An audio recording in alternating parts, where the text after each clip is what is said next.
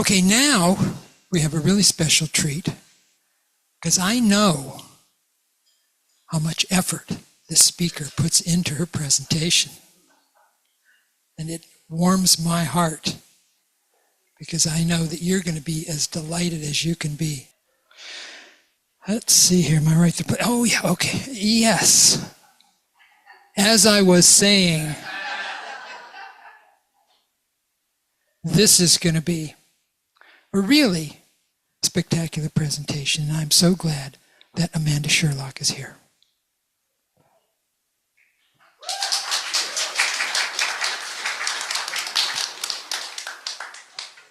I don't know, I have a lot to live up to, I think, especially being spectacular and following Christine. I don't know.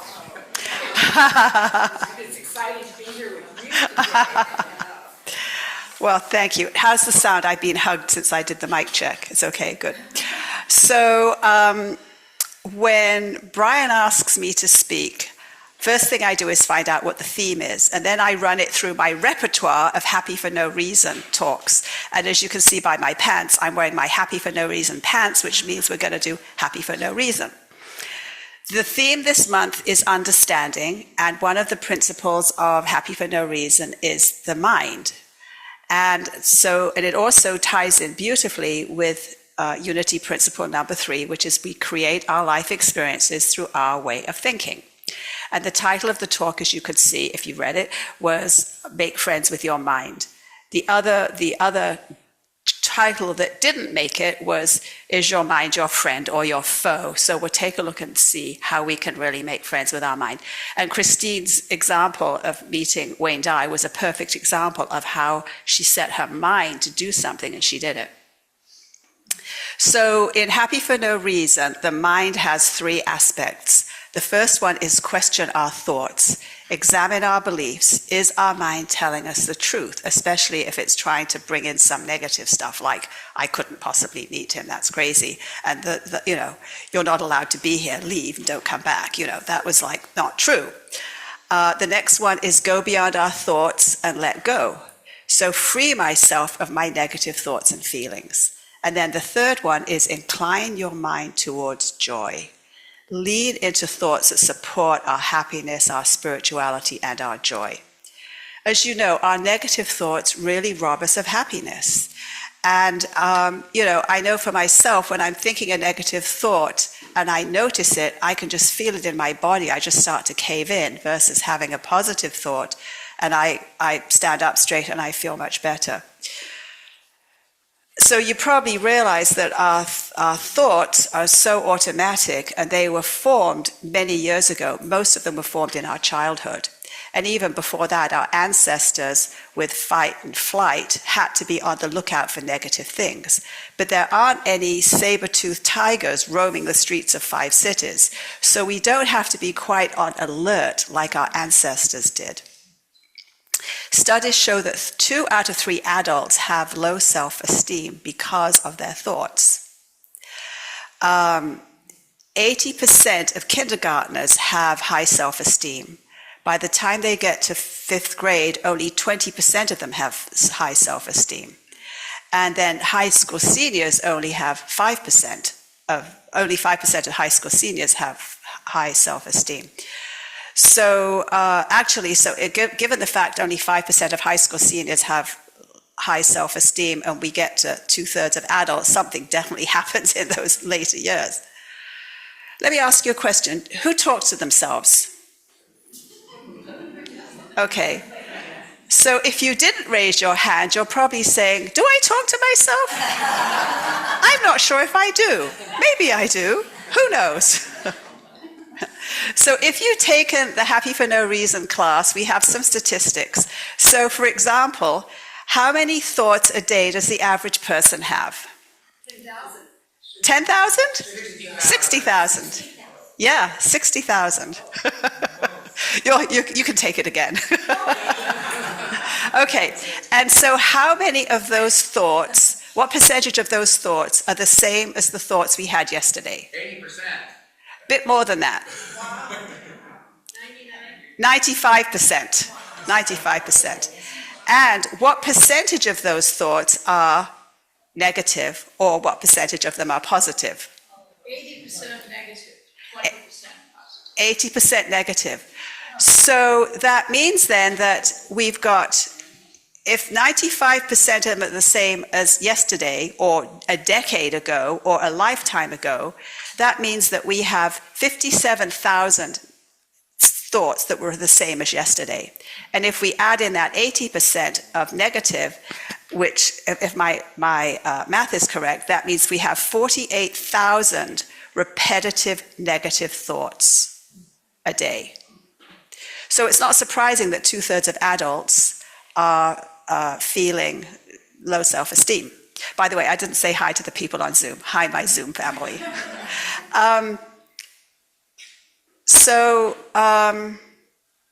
When we focus on the negative, our cortisol and adrenaline get spiked up. And they're stress hormones that prepare our bodies for the fight and flight.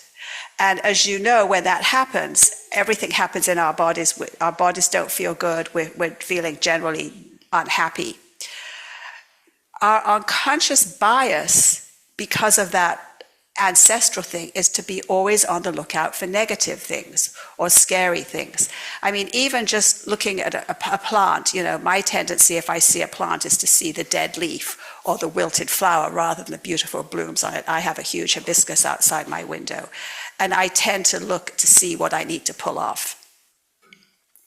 With the negativity bias, there's the Velcro Teflon effect. So what typically happens is that we have our negativity sticking to us like Velcro, and the positivity sliding off us like Teflon. So what we need to do is to try and reverse that. And often we remember the criticisms, not the compliments. So let's try a little something out. Let's explore how we think. The word silk, S-I-L-K. So say that 3 times. Silk, silk, silk. What do cows drink? Milk. They drink water.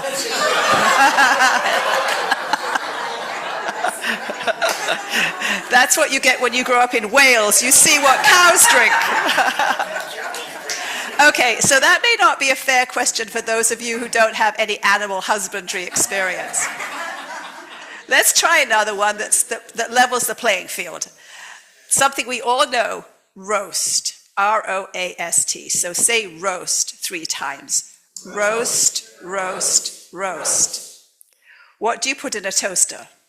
Bread. Oh, good, bread. Exactly. So next time you see your toaster, just remember, question your thoughts. That'll be your trigger in your kitchen to remind you to trigger your thoughts.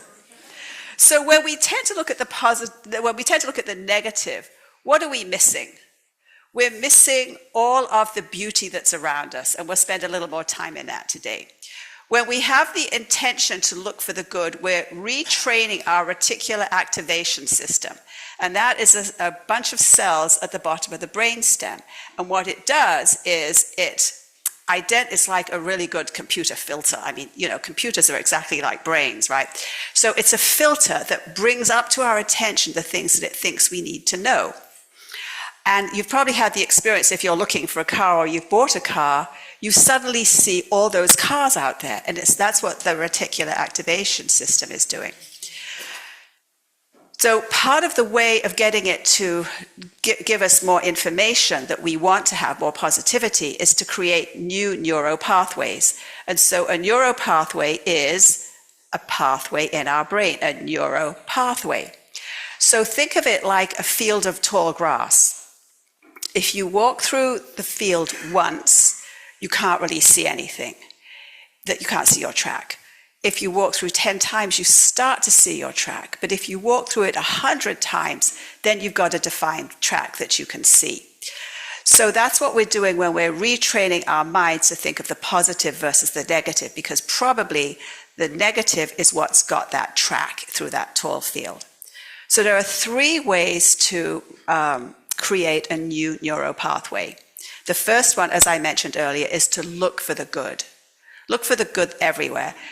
And especially living here, I mean, there's good everywhere. Friendly people, the beach, the weather, everything is so wonderful here. So you can think about good food, a sunset, flowers. What we put our attention on grows. The next thing is to savor the good for 20 seconds. And that's sort of like the last piece of chocolate.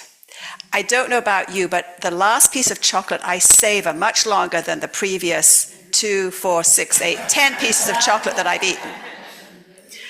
And so I just invite you to think of something that you love. It could be a person, a pet, a place. It could just be looking through the window to see the greenery. So let us just take 20 seconds. You can close your eyes if you wish and just savor that good. Just really bring it into your heart and your mind.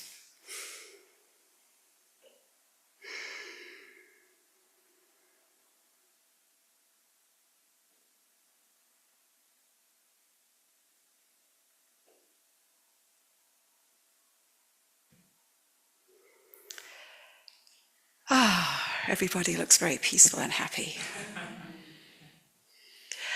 I have a friend who went to Korea at the invitation of Reverend Moon. Do you remember the Moon is?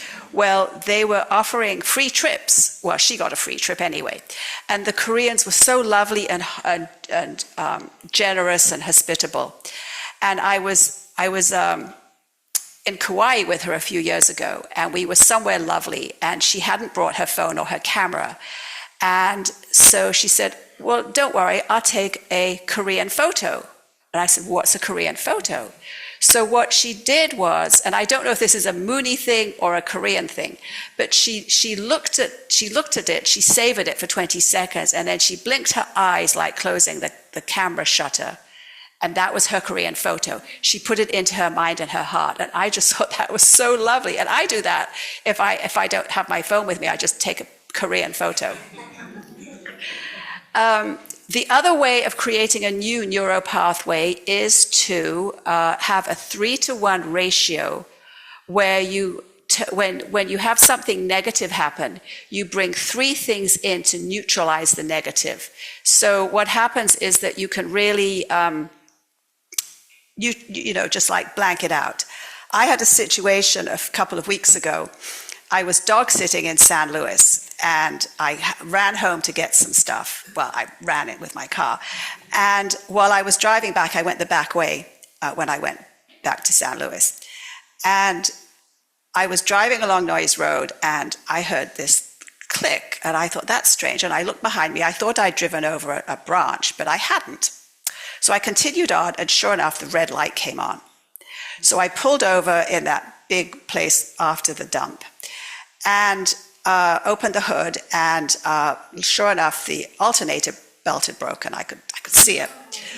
So I immediately went into, the reason I do this is to walk my talk, so I really have to practice what I preach. So I turned it into good. So first of all, it was a sunny afternoon on a Friday. So it, could have been very different. I had a safe place to pull over. The tow truck came quickly. The dealer was still open. I hoped that they could probably fix it.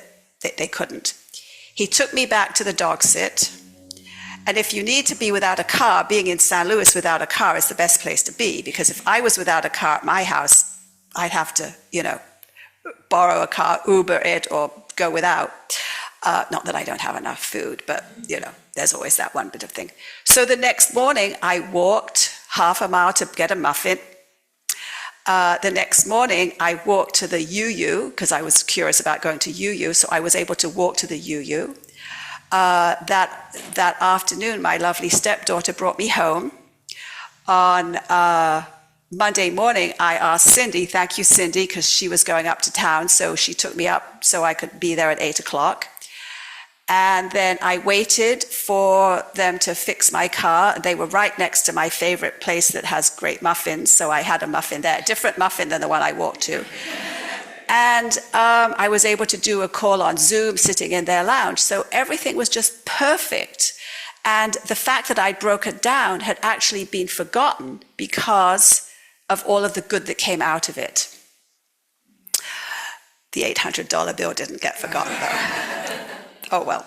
Okay, so I want to talk about someone called Roger Crawford, and Chris has his slide teed up. It's a bit of a spoiler because you can see what I'm going to talk about. So Roger was born with a condition that affected his lower extremities, so below his elbows and below his knees were affected.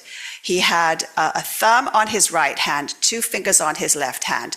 He didn't have all his toes on his right foot, and his left lower limb, as you can see, was amputated when he was 5. So his parents, like many parents, decided that they didn't want to have his abilities or inabilities define his life. And so they trained him early on to have a very positive mindset. He was quite sporty from his youth. He started playing tennis when he was very young. He used to hit against the backboard. And at one point, some kids came up to him and went, "Dude, what's wrong with your body?" And he said, "Oh, it was terrible. An alligator got me." I mean, he had such a great attitude about his body. He continued playing football. He continued playing tennis. And when he was in school, he also played football. And he was in this game once where he was tackled. He was running for the end zone. He had the ball, and this guy tackled him, but he grabbed his lower left leg. So he pulled himself free and ran to the end zone and got the touchdown. And he said the best part wasn't getting the touchdown, it was looking at the guy looking surprised, holding on to his prosthesis.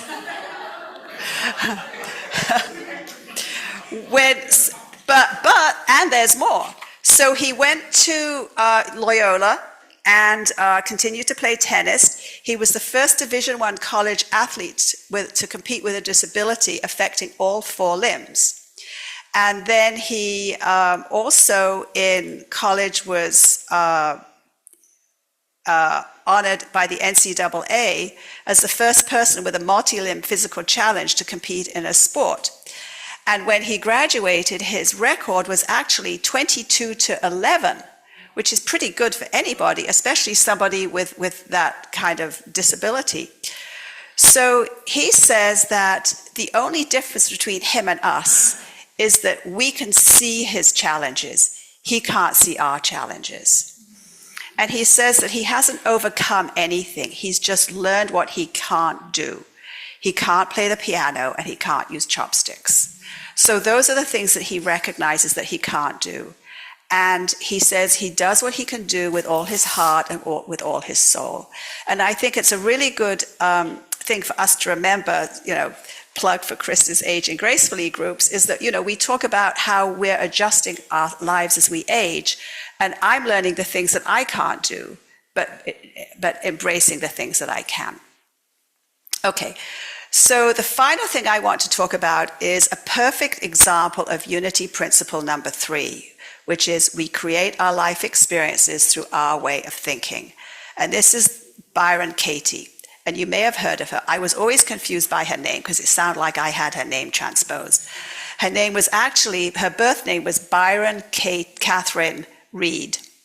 So Byron and Katie are actually her first 2 names. She was in a place in her life where she was so depressed that she was actually sleeping on the floor. Talk about low self-esteem. She was paralyzed by the world that she was in, and she had a spiritual awakening. She realized that it was her thoughts that were pulling her down. It was her thoughts that were responsible for how she was feeling and how her life was going. So she realized there were 4 questions that were important. And she asked herself these, and she continues to ask herself, so I invite you to do this too. The first question is it true? Second is, can you absolutely know that it's true? The third is, how do you react when you believe that thought? And that's what pulled her down. And the 4th question is, who would you be without that thought? And then she has a turnaround question that I'll talk about later. So she says the mind unquestioned is the world of suffering. When we question stressful thoughts, there is no way to have anger or depression. What's left in its place is clear thinking and a way to do things in a different way. It's a beautiful world where we are if we question what we believe. And furthermore, our mind's job is to prove that it's right. And of course, we all love being right, don't we? The net of that is, who would you be without your story, without your anger, without your resentment, without your differences? Believing is seeing. Seeing isn't believing. So I have an example that we can talk about. So one of the laments I hear from many parents is their kids don't call them or see them as much as they would like them to. So that's what we're going to work with. My child should make an effort to come and see me and call me more often. All right. First question, is it true? Second question is, can you absolutely know that it's true? Now that's a trick question because it's a spiritual question. The absolute has to do with our soul's contract. It has to do with our incarnation. So we don't know what's absolutely true for somebody else. In fact, really, in a sense, we don't know what's absolutely true for ourselves. We just have to wait and see. The next question, so in this case, the answer has to be no. The third question, how do you react when you believe that thought of the child should make an effort to come and see me and call me more often? So the reaction would be resentment, disappointment, upset, those sorts of things, generally negative things. And of course, when we live in those thoughts, that's what the child actually comes to see, or that's who the child has on the other end of the phone, is this angry, resentful, like, why haven't you called me person? Fourth question is, who would you be without that thought? So I'd be happy, I'd be generous, I'd be welcoming, I'd be joyful. The bonus is the turnaround, which is turning it around onto me. So you know that thing about pointing one finger forward and 3 fingers coming back at me. The turnaround for that would be, I should come and see myself more often. I should check in with myself more often. That's the turnaround. 1 forward, 3 back. All right, so now it's your turn. Think of a judgment or a resentment that you may have, a limiting belief. And remember the 3 fingers pointing back. It probably has a should in it. Okay, so ready? Has everybody thought of something? Is it true? Can you absolutely know that it's true? And I'm sorry, that answer has to be no. I know, it's hard to take sometimes. But it's their soul, it's their journey. How do you react when you believe that thought or those negative uhs? And then who would you be without that thought? Joyful, free, happy. It's not about blaming. It's about turning it around and looking in that mirror. Byron Katie says to argue with reality is to argue with God. That's pretty deep. So that really is an example of we create our life experiences through our way of thinking. And it also ties into the 5th principle about really walking our talk. And that's the last page. Thank you all.